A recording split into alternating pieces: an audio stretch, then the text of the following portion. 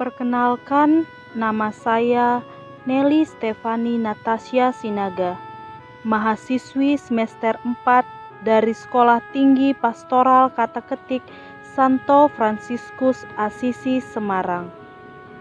Sesuai dengan nama belakang saya, yaitu Sinaga, saya berasal dari suku Batak, yang pastinya selalu memakai marga di belakang namanya. Marga sendiri diturunkan oleh garis keturunan bapak, atau sering disebut patrilineal. Saya di sini juga sangat senang dan sangat merasa bangga dapat bersekolah di STPK Santo Fransiskus Asisi. Karena di sini saya dapat lebih memahami mengenai seluk-beluk dan ajaran agama Katolik yang lebih mendalam. Di sini saya akan bercerita sedikit mengenai kisah hidup saya dan semoga dapat menginspirasi bagi kalian yang menonton video ini. Keutamaan dan martabat. Keutamaan itu ialah iman, harapan, dan cinta kasih. Jika di dalam diri ada iman dan harapan, maka apapun yang kelihatan mustahil bagi diri kita sendiri, itu adalah hal yang wajar bagi Allah. Dengan iman kita dapat menyerahkan diri sepenuhnya kepada Allah, dan harapan kita dapat kita percayakan kepada janji Kristus. Dan cinta kasih adalah pengikat kesempurnaan. Dari cinta kasih, semua keutamaan yang lain memperoleh hidup, inspirasi, dan keteraturan. Sebagaimana keutamaan, martabat juga tak kalah pentingnya. Martabat ialah sebuah keluhuran, karena manusia adalah makhluk yang mulia dan tidak ternilai harganya.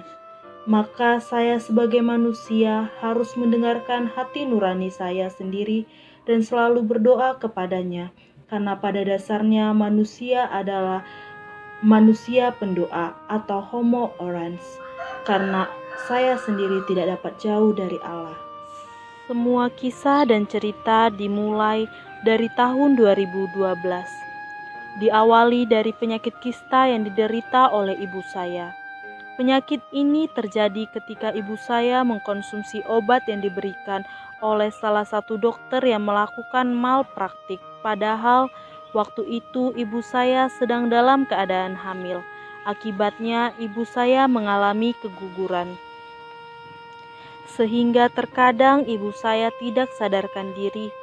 Karena itu, bapak saya selalu tetap berada di sampingnya untuk memberikan semangat sambil mengatakan, "Ingatlah berdoa supaya mulus semua jalan kehidupan ini."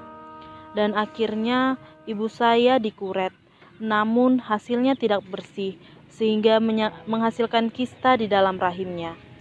Akibat keguguran itu, ibu saya harus kehilangan banyak darah dari dalam tubuhnya, sehingga harus menerima darah dari orang lain. Namun persediaan darah pada saat itu kosong dan bapak saya harus mencarinya di Palang Merah Indonesia terdekat. Dan puji Tuhan pada saat itu persediaan darah masih ada. Namun darah yang diberikan kepada ibu saya itu darah yang tidak sehat, sehingga membawa penyakit ke dalam tubuh ibu saya. Di tengah masalah seperti itu, tetap saja ada mukjizat di dalam keluarga saya. Entah mengapa, walaupun kista bersarang di dalam rahim ibu saya, tetap saja ibu saya bisa mengandung seorang bayi laki-laki.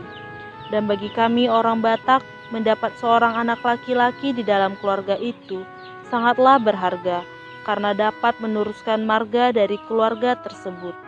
Sehingga bapak saya sangat senang ketika mendengarkan kabar tersebut.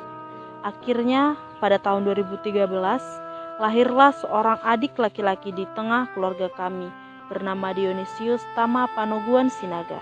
Namun di tengah kebahagiaan kami, tak lama kemudian datang kembali masalah yang sangat luar biasa menyakitkan dan mengganggu batin saya sendiri khususnya, dikarenakan ibu saya mengalami penyakit stroke.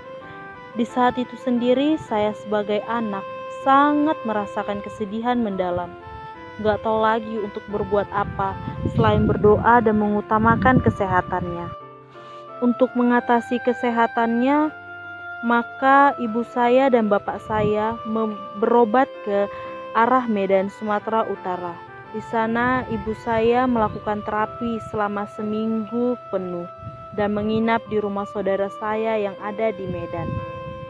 Bapak saya selalu mendampingi ibu saya di saat-saat tersulitnya, tanpa mengeluh ataupun bersungut-sungut terhadap keadaan yang pada saat itu terjadi. Kesulitan dan rasa sedih sangat terpancar dari wajah ibu saya ketika kami melakukan video call. Namun, dia tetap mengutamakan kesehatan dan kesenangan anak-anaknya.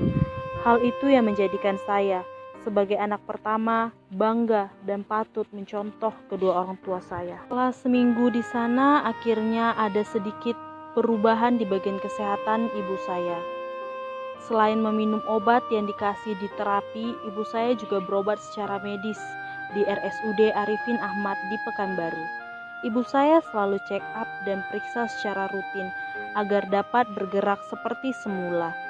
Selama melakukan pemeriksaan di RSUD, saya selalu berusaha menemani ibu saya. Walaupun dengan kata lain, saya harus membolos dari sekolah, tapi tak jadi masalah, asal kesembuhan ibu saya dapat terjadi.